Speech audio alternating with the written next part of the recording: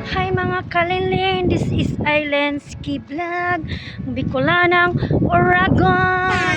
Mga kalinling, gabi na po dito sa UAE. Naglalakad pa ako kasi punta po ako sa grocery. Tara mga kalinling, samahan niyo po ako doon. Kita kits! Ayan mga kalinling, nandito po ako sa loob ng grocery.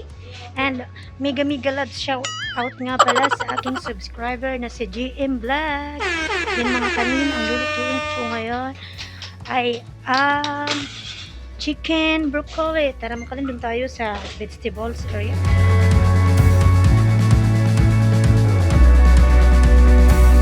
Ayan mga kalinling, yung lahat ng sangkap na ating gagamitin sa pagluto ng chicken broccoli.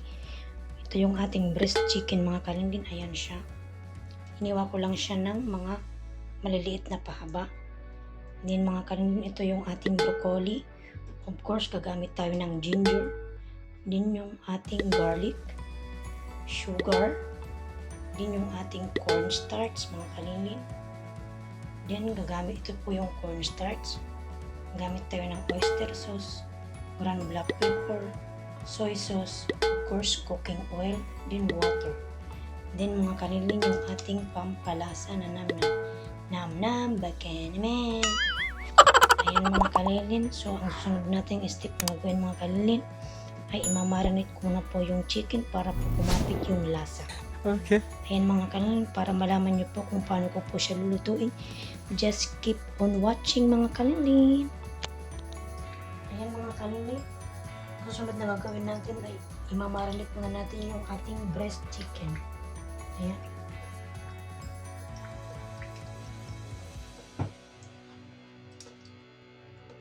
So mga kalinling, lalagyan ko po siya ng ayan, ang ating garlic.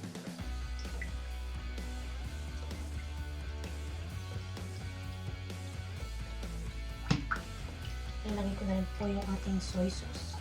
Ayan.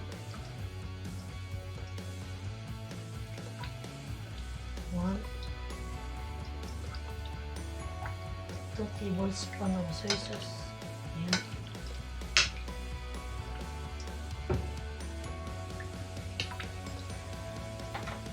Then of course yung ating oyster sauce. Ayan.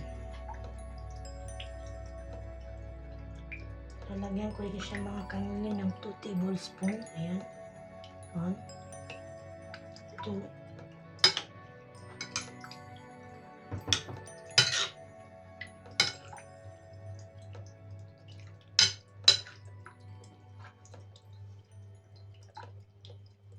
then ilagay ko na rin po yung ating sugar mga kanin. Ayan o, 1 tablespoon of sugar.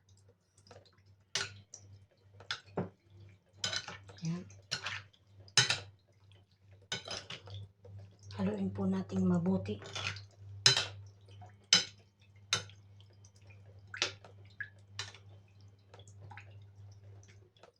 Then of course yung ating ground black pepper. Ayan, or paminta. Ayan.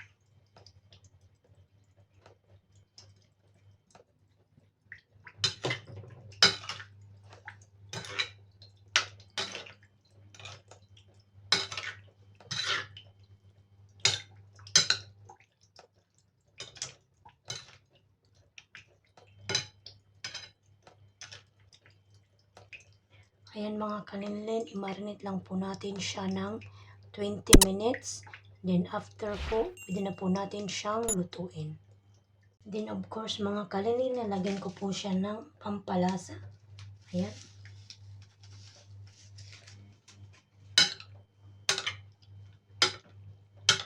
Haluin lang natin.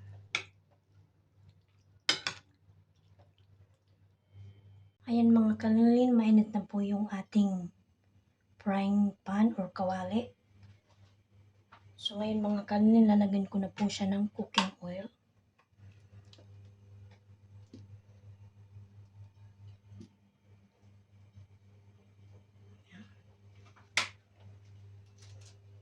Susunod po natin gagawin ay ilagay ko na po yung ating garlic. Ayan, garlic.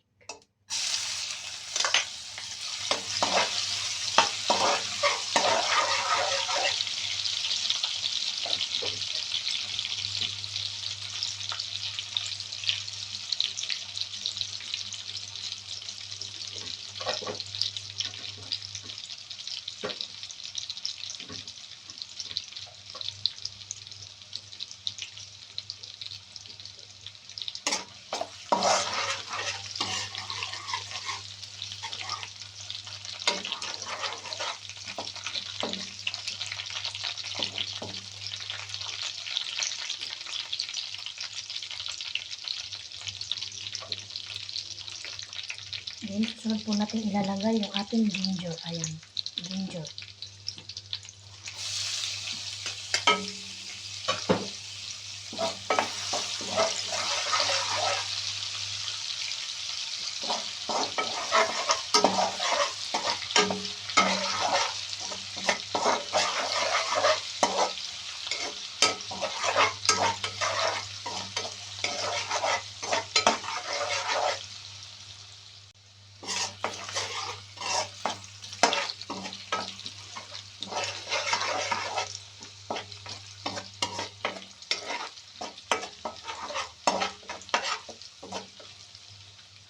Ayan na mga kanilin. Ito na po yung ating garlic and ginger. Then, ang sunod natin ilalagay mga kanilin yung ating broccoli. Ayan.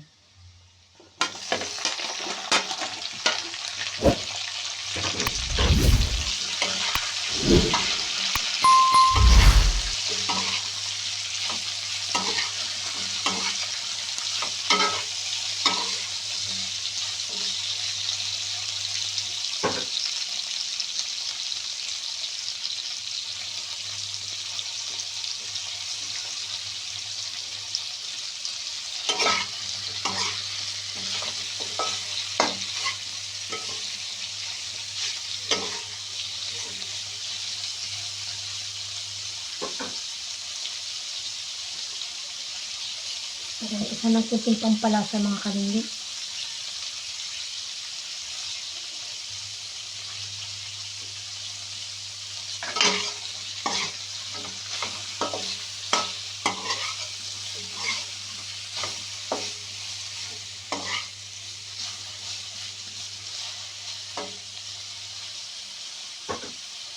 Hintayin lang natin mga kanilin ng 3 minutes. Then, hahangin ko na po yung ating broccoli. A few moments later. Yan mga kanilin, after 3 minutes, okay na po siya. So, ngayon hahangin ko na po. Ayan na mga kanilin yung ating broccoli.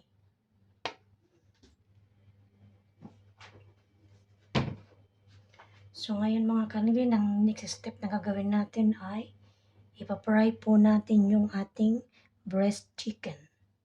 Ayan mga kanilin, lagyan ko ulit siya ng cooking oil.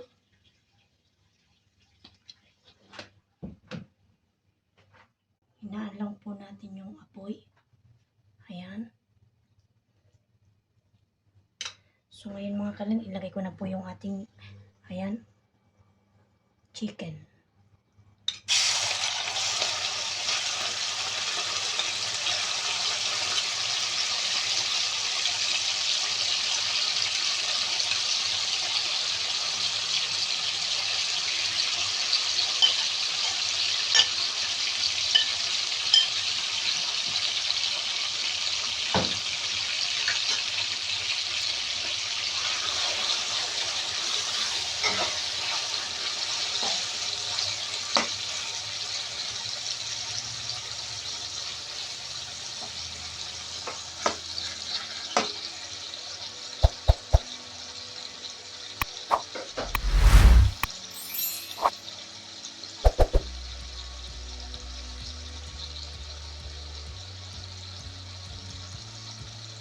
Ayan mga kanilin, hintayin po natin siyang maluto yung ating chicken.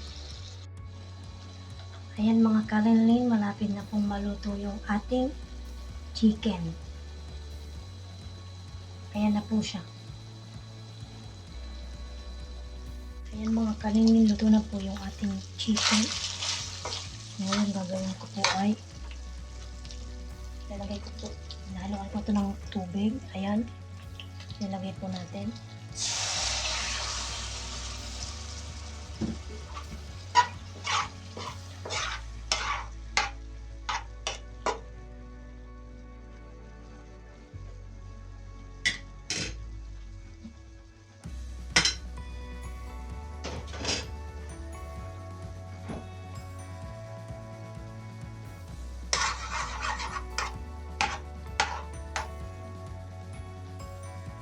Then mga kanilin, ilagay ko na po yung ating cornstarch. Ayan, cornstarch.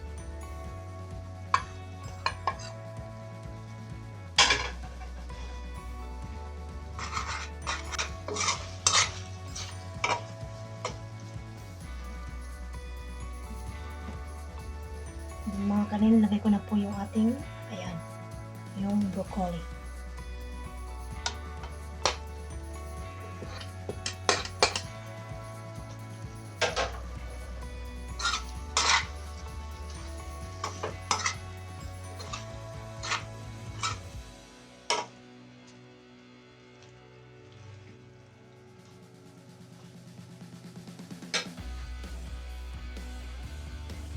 Ayan mga kanil, luto na po yung ating chicken broccoli. So ngayon mga kanil, pwede na po siyang iserve. Ayan na mga kanilin yung ating finished product na chicken broccoli. Ayan mga kanilin. Nice. Kung nagustuhan nyo mga kanilin yung aking pagkaluto, huwag nyo pong kalimutang i-like, share, comment, and click down bell notification down below para lagi kayong updated sa aking mga videos. And mga kanilin, and don't forget to subscribe. Thank you for watching. Bye!